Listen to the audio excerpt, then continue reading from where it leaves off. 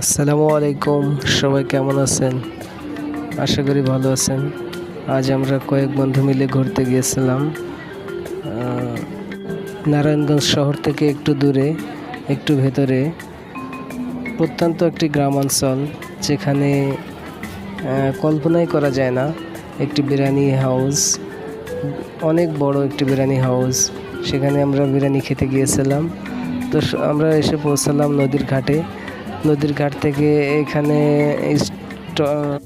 ট্রলারে চড়ে নদী পার হতে হবে। তো আমরা এসে পৌঁছালাম, ট্রলারে চড়েছি, ট্রলারে চড়ে নদী পার হচ্ছি।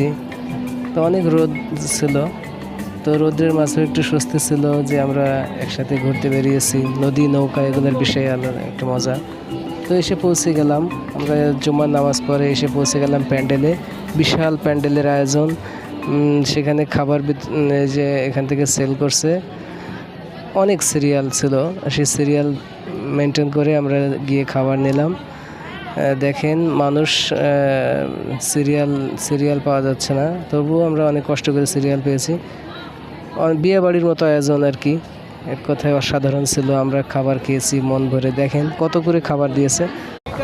খাবার খেয়েছি, আরও খাবার আমরা পার্সেল করে নিয়ে আসছিলাম। ধন্যবাদ বন্ধুরা, আজকে এ পর্যন্তই। আল্লাহ হাফেজ।